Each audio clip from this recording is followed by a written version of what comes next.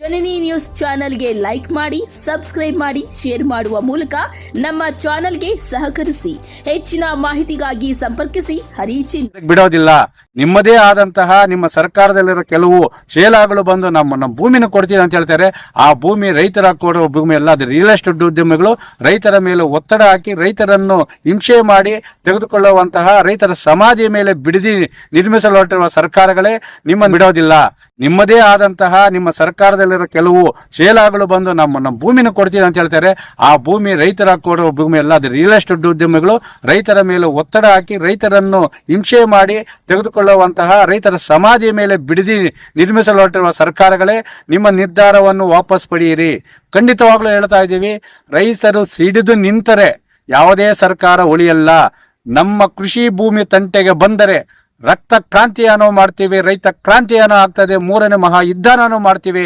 ಅದನ್ನು ಬಿಟ್ಟು ನಮ್ಮ ಜೀವವನ್ನು ಪಣ್ಣಕ್ಕಿಟ್ಟಾದರೂ ಈ ಒಂದು ಕೃಷಿ ಜಮೀನನ್ನು ಉಳಿಸಿಕೊಳ್ಳುವಂತಹ ಹೋರಾಟಕ್ಕೆ ಇಡೀ ಕರ್ನಾಟಕದ ಜನತೆಯ ಪರವಾಗಿ ಬಿಡದಿಯಲ್ಲಿ ಏನು ಟೌನ್ಶಿಪ್ ಮಾಡಲು ಹೊರಟಿದ್ದೀರಾ, ಅದರ ಜೊತೆಗೆ ದೊಡ್ಡಬಳ್ಳಾಪುರದಲ್ಲಿ ಏನು ಭೂಸ್ವಾಧೀನ ಮಾಡ್ಕೊಂಡ ಈ ಒಂದು ಭೂಸ್ವಾಧೀನ ಪ್ರಕ್ರಿಯೆ ಕೈ ಬಿಡಬೇಕಂತೇಳಿ ನಮ್ಮ ದೇಶದ ಎಲ್ಲಾ ರೈತರನ್ನು ಒಗ್ಗೂಡಿಸಿ ನಾವು ಬಿಡದಿ ಚಲೋ ಇಲ್ಲ ರಾಷ್ಟ್ರೀಯ ಹೆದ್ದಾರಿ, ರಾಜ್ಯ ಹೆದ್ದಾರಿಗಳು, ಗ್ರಾಮೀಣ ಹೆದ್ದಾರಿಗಳನ್ನು ಬಂದ್ ಮಾಡುವ ಮುಖಾಂತರ ಬಿಡದಿ ರೈತರಿಗೆ ಸಂಪೂರ್ಣವಾದಂತಹ ಬೆಂಬಲವನ್ನು ಘೋಷಣೆ ಮಾಡುವ ಜೊತೆಗೆ ಸರ್ಕಾರಗಳೇ ಎಚ್ಚರ ಹೇಳಿ ಎದ್ದೇಳಿ.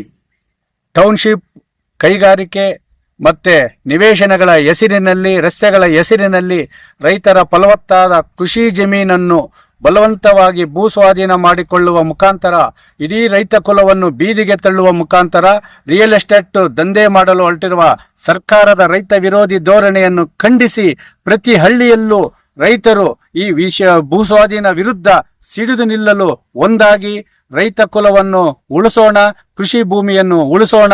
ನಮ್ಮ ಸ್ವಾಭಿಮಾನದ ಬದುಕಿಗೆ ಬೆಲೆ ಕೊಟ್ಟಿರುವಂತಹ ಕೃಷಿ ಭೂಮಿಯ ತಂಟೆಗೆ ಬರುವ ಸರ್ಕಾರಗಳಿಗೆ ಎಚ್ಚರಿಕೆಯ ಗಂಟೆಯನ್ನು ನಿಲ್ಲಿಸೋಣ.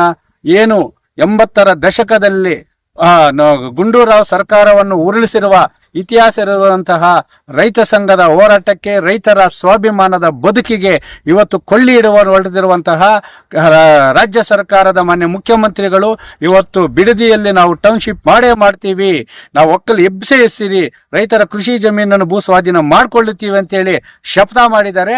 ಆ ಶಪಥಕ್ಕೆ ನಾವು ಮರು ಶಪಥವಂತೆ, ಯಾಕಂದ್ರೆ 70-75 ವರ್ಷದ ಮುದುಕಿ ಅಂತದ ಅಮ್ಮನ ಸ್ಥಾನದಲ್ಲಿರುವಂತ ಅವರು ಸಹ ಇವತ್ತು ಸರ್ಕಾರಕ್ಕೆ ತೊಡೆ ತಟ್ತಾ ಇದ್ರು. ಶಿವಕುಮಾರ್ ಅವರೇ, ನಮ್ಮಪ್ಪನ ಜಮೀನು ನಿಮ್ಮಪ್ಪನ ಜಮೀನಲ್ಲ, ನಿಮ್ಮಪ್ಪನ ಜಮೀನು ಇದ್ರೆ ಇಲ್ಲ ಕಿತ್ಕೊಂಡು ಹೋಗೋ ಅಂತೇಳಿ ಹೇಳಿದಂತ ಸವಾಲ್ ಹಾಕಿದಂತ ವಿಡಿಯೋಗಳು ಇವತ್ತು ವೈರಲ್ ಆಗ್ತಾ ಇದ್ವು. ಅವರು ವಯಸ್ಸಾದಂತಹ ಅಜ್ಜಿಯವರಿಗಿರಂತ ತಾಕತ್ತು ಇವತ್ತು ಬಿಸಿ ರಕ್ತ ಇರುವಂತಹ ತನ್ನ ಸ್ವಾಭಿಮಾನದ ಬದುಕು ಕೊಟ್ಟಿರುವಂತಹ ಕೃಷಿ ಭೂಮಿಯನ್ನು ಉಳಿಸಿಕೊಳ್ಳಲು ಯುವಕರಿಗೆ ತಾಕತ್ತಿಲ್ವಾ? ಯಾಕಂದ್ರೆ ಇವತ್ತು ತಲಾಂತರಗಳಿಂದ ಪೂರ್ವಜರ ಕಾಲದಿಂದ ಕೃಷಿಯನ್ನೇ ನಂಬಿರೋ ಎಂತ ಬೆಳೆಗಳು ಬೆಳೆದಿದ್ದೀವಿ. ಇವತ್ತು ಉತ್ತಮವಾದ ಬೆಳೆಗಳನ್ನು ಬೆಳೆದು ಇಡೀ ದೇಶಕ್ಕೆ ತರಕಾರಿ, ಅದು ಬೆಂಗಳೂರಿಗೂ ತರಕಾರಿ ಕೊಡ್ತಾ ಇದ್ದೀರಿ. ಇವತ್ತು ರೈತರ ಮೇಲೆ ದಬ್ಬಾಳಿಕೆ ಮಾಡುತ್ತಿರುವಂತಹ ಸರ್ಕಾರಗಳು ಮಟ್ಟೆಗೆ ಏನು ಮಣ್ಣು ತಿಂತಾ ಇದ್ದಾರಾ, ಇಲ್ಲ ಮಾತ್ರೆ ತಿಂತಾ ಇದ್ದಾರಾ? ರೈತರು ಬೆಳೆದಿದ್ದಂತೆ ಬೆಳೆನೇ ತಿಂತಾ ಇರೋದು. ಅದನ್ನು ಬಿಟ್ಟು ಇವತ್ತು ಬಿಡದಿಯಲ್ಲಿ ಟೌನ್ಶಿಪ್ ಮಾಡ್ತೀವಿ ಅಂತೇಳಿ ಒಬ್ಬ ಜವಾಬ್ದಾರಿ ಸ್ಥಾನದಲ್ಲಿರುವಂತಹ ಮುಖ್ಯಮಂತ್ರಿಗಳು ಸವಾಲು ಹಾಕಿದ್ರೆ ಅದಕ್ಕೆ ಸವಾಲು ಎಸೆಯುವಂತಹ ರೈತರೇ ನಾವು ಮಣ್ಣು ತಿಂತಾ ಇದೀವ, ಇಲ್ಲ ಕೈಗೆ ಬಳೆ ತೊಡಸ್ಕೊಂತಾ ಇದೀವ?